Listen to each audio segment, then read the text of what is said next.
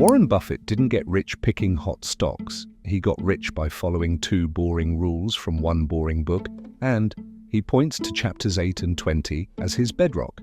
Recommend first and foremost The Intelligent Investor, with chapters 8 and 20 are the ones that you really should read, because there's only about 3 ideas, and those two of them are emphasized in those 2 chapters. Today, I'll show you what those chapters mean in real life and how to apply it with a tiny checklist that fits on one page. Imagine a quiet reading room and a young investor who prefers facts over noise. He opens The Intelligent Investor by Benjamin Graham. The tone is steady. There is no promise of overnight riches. Instead, the book offers a way to think, slowly, clearly, and with respect for risk. Years later, that young reader, Warren Buffett, still points to 2 lessons in those pages as the ground he stands on. He says the book didn't teach him to predict the market. It taught him to ignore the market when it was emotional and to act only when the odds were fair.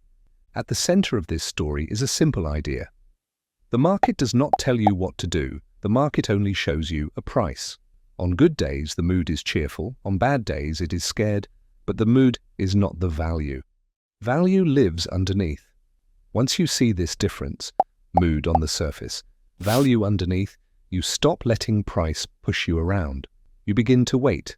You begin to think like an owner. That's how Charlie and I have gotten rich. Ben Graham writes about it in chapter 8 of The Intelligent Investor. Well, chapters 8 and chapters 20 are really all you need to do to get rich in this world. And chapter 8 says that in the market, you're going to have a partner named Mr. Market. And the beauty of him as your partner is that he's kind of a psychotic drunk. And he will do very weird things over time. And your job is to remember that he's there to serve you and not to advise you.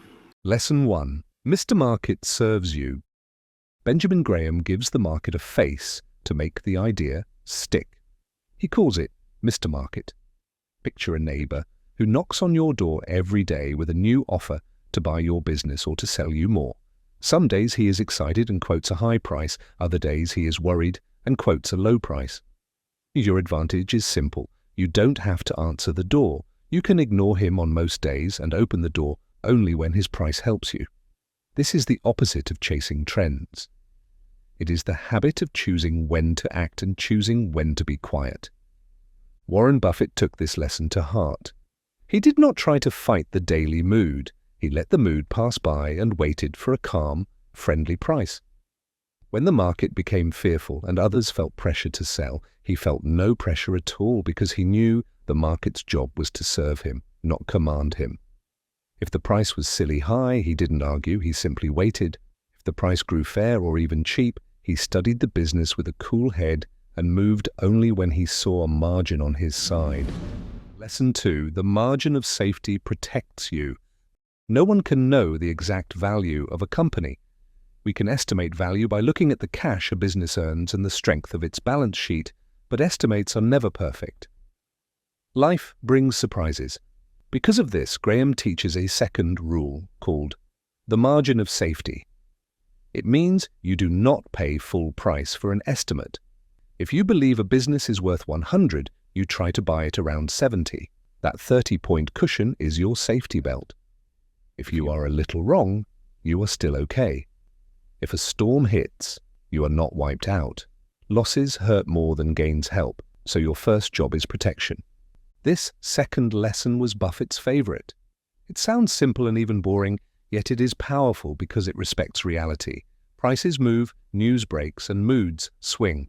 But if you only act when the price is well below a careful value, your mistakes don't crush you and your wins compound over time.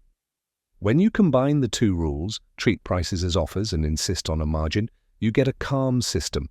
You let Mr. Market come to you, and you only say yes when the math and the cushion agree. When we see a great business, it's like if you see somebody walk in the door, you don't know whether they weigh 300 pounds or 325 pounds, you still know they're fat, right? And so if we see something where we know it's fat financially, we don't worry about being precise, and if we can come in that particular example at the equivalent of 270 pounds, we'll feel good.